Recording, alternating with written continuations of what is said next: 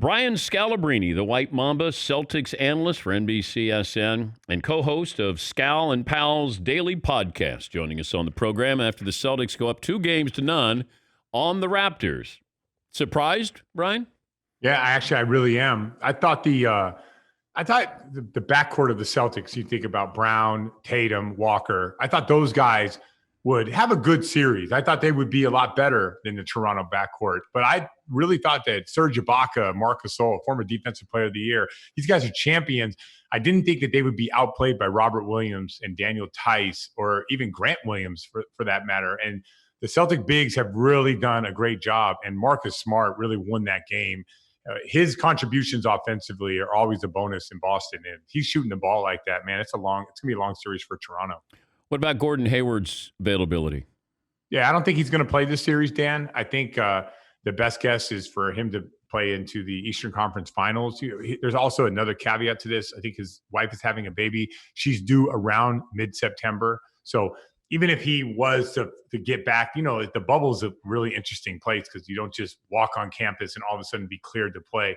There's quarantine and stuff like that. He would have to leave for the birth of his son and then have to get back and do the whole quarantine all over again. So I'm not sure he'll be in the series. I think for the Celtics is moving forward to if they get past Toronto in the Eastern Conference Finals. We brought this up a couple of weeks ago, and I said if you're looking at the young tandems in the NBA, and you look at Tatum and Brown in Boston, you look at Luka and Kristaps in Dallas. I don't know if there's another one that comes to mind. We talked about Embiid and Simmons in Philadelphia. But if you were going to pick the best tandem out of those three teams. I think I would go with, I really like Luka. I think he's going to be an all-time great player. I just don't think that Porzingis with the injury history is good enough. So I think I would take the versatile wings of Boston because no matter who you put around them, those guys can defend multiple positions. Jaylen Brown can guard a 1 through 4. Jason Tatum with his size and strength can guard a 1 through 4. So it would be easier to build a team off of having two versatile wings that could shoot the ball, score it, and defend their position. So I would go that direction. One interesting caveat of this would be Giannis and DiVincenzo. I don't know. Giannis is such a dominant force. No. Dante DiVincenzo, no. Well, I just had to throw someone in there that was young, No. But with Giannis is such a dynamic player and he's so young as well. But no, I think the Boston, it would be the easiest team to build around if you had Jason Tatum and Jaylen Brown. It'd be the easiest way to build a championship team because you could add pretty much a lot of different pieces to that, and those guys would fit in. How long were you on the Celtics with Paul Pierce? 5 years. When did you start to understand or realize that he really hated LeBron James, or there was a real issue between those two? Yeah, I think so when I got there, we weren't good the first 2 years. And I think as soon as Kevin Garnett got there, it became, and we don't get this a lot in today's NBA, it became us against the world mentality. Like you either are with us or we hate you, and so I think that's when this whole thing started. And I feel like Pierce was having Garnett behind him. It made it a much different fight when you're going against LeBron. Before that, it wasn't. We just weren't very good. It was hard to have that rivalry with LeBron if you're not matching up in the playoffs. But Paul still has a problem with LeBron. That's old school generation. You know how that is. Michael Jordan still has a problem with Isaiah Thomas. So it's just the way it was back then. No one's hugging it out. Yeah, but LeBron didn't do anything to Paul Pierce except for beat him. Yeah, I guess you're right. I can't think of anything in particular. Isaiah may have kept, or Mike and Isaiah, they had that feud they beat him up, and then Mike says, "I don't want you on the dream team." Or that's deep stuff. I don't know if Paul Pierce and LeBron ever had a moment where, because it really bothers LeBron. He won't even acknowledge LeBron. I think Paul doesn't acknowledge him as a top 5 player of all time. Yeah, I guess you're right. It does. And I think Paul's a good analyst. That does seem a little sour grapes. Maybe there's the Ray Allen element to it. I don't know. But you're right about that, Dan, because even like Magic and Bird, as much as they disliked each other early, they were cool with each other. And now as retired players, and I know LeBron is still playing, but Pierce is past that, you would think that they would be all good with it, and peers would recognize, the duel or how great LeBron is. But that's a good point by you. But what happened with Ray Allen? Was it just because he went to the enemy and he joined LeBron and that was it? Yeah, I mean, Dan, you know how the old school guys are, man. But first of all, another thing about the NBA back in the day was people found reasons to hate other people. It wasn't the opposite, where they inherently like them to begin with, and then they find reasons to hate them. Like initially, you just found reasons to create, I guess, drama or a controversy. But you know who's the best at that, as you saw in The Last Dance? Michael Jordan. He looked for different random reasons of why he can end up hating somebody, and insignificant people at times. But that's the old school way. I think Garnett was like that. Pierce was like that. Geez, Kendrick Perkins is like that. There's a lot of guys that are like that. He's Bryant Scalabrine, the White Mamba, the Celtics analyst for NBC Boston. Did you ever talk to Kobe, since he was the original Mamba, the Black Mamba? Was he okay with you being the White Mamba? Yeah, so he sort of quote unquote endorsed me on Twitter, and that was it. So he came out on social media. I followed like a week later, kind of with a pun tweet. Like he said, the antisocial goes social. I said this Mamba waited longer than that Mamba, and he hit me with welcome to Twitter, White Mamba.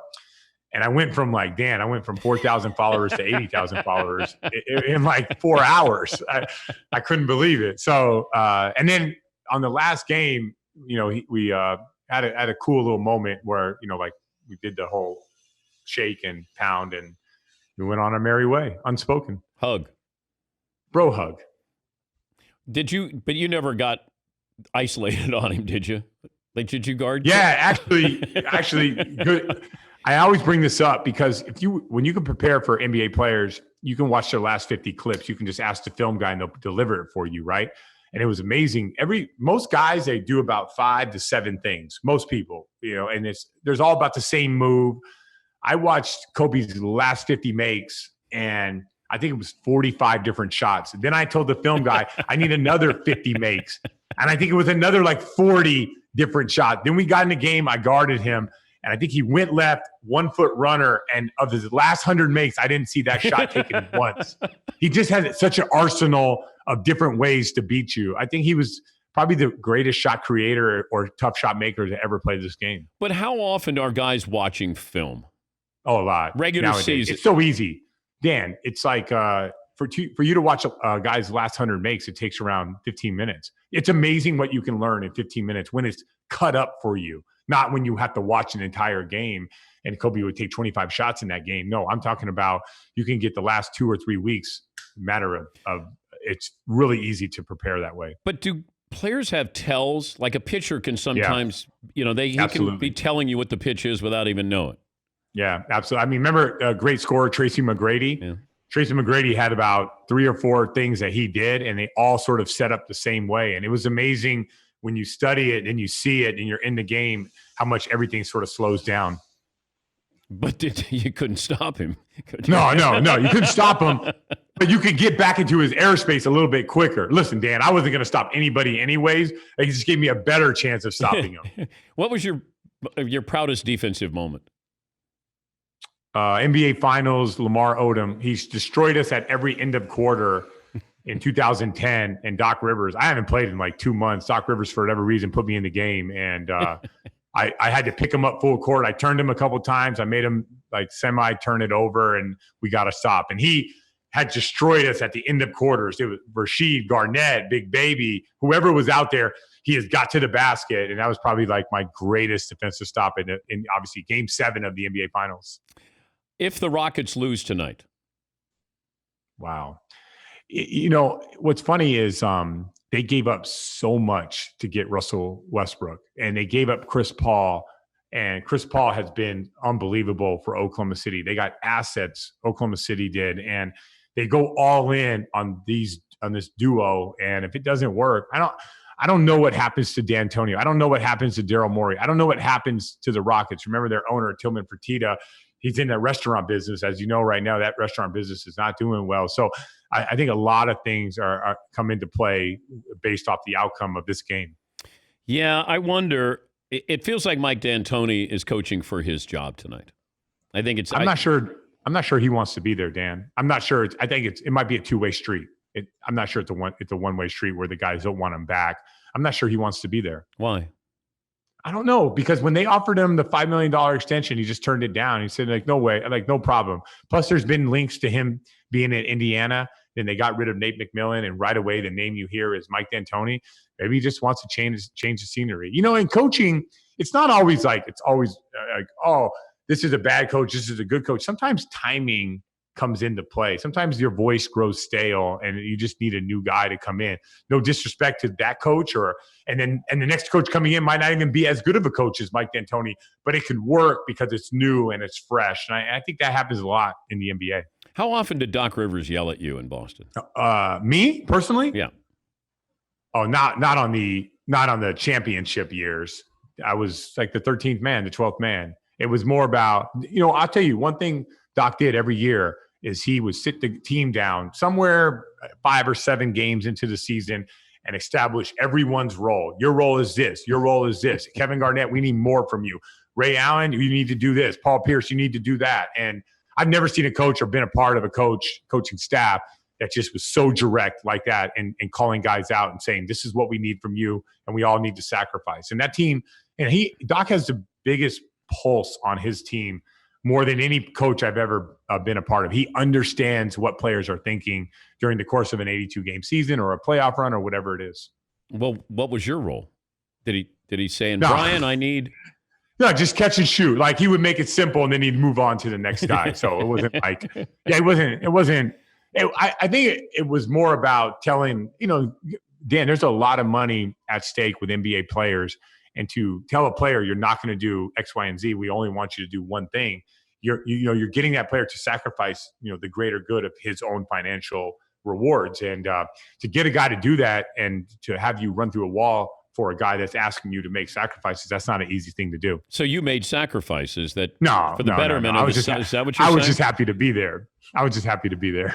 And Garnett would always – he was such a great trash talker, wasn't he? Him and Pierce together were the greatest duo of trash talkers. They would play off each other.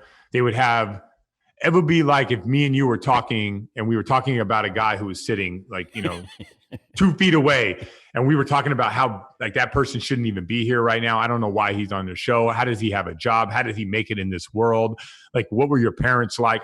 Me and you communicating about this guy. And sometimes it took some NBA players a while to realize, wait a minute, they're talking about me right now. Well, Tim Duncan would always tell me that Garnett tried to get in his head, and Tim drove him crazy because Tim wouldn't allow Kevin Garnett to get into his head. Correct. And I'll tell you another guy, Dirk Nowitzki, he would never back down from Garnett. And I liked how a lot of players would melt, and Dirk would bring his level up when Garnett would start trash talking to Dirk. What would he say to Dirk? I don't know what they were when they were guarding each other, what was being said, but I know Dirk was about that life. He was he liked the challenges of the 82 game grind. Kevin Garnett comes in, and it's not just a normal game on a Wednesday night. Kevin Garnett made the level higher. And Dirk, it woke Dirk up and saying all right, I'm about this. And I will say this, early Dirk was very different. Once he lost to the Warriors, I think he became a different guy. And he was very tough to stop, very mentally tough, very he wanted the smoke, as we would say in the NBA. He was about that. Good to visit with you, Brian. Appreciate you joining us. Hope you're well. You got it too. Be safe, Dan. See you. That's Brian Scalabrine, Celtics analyst for NBCSN in Boston, and the White Mamba. He's got a podcast called Scal and Pals.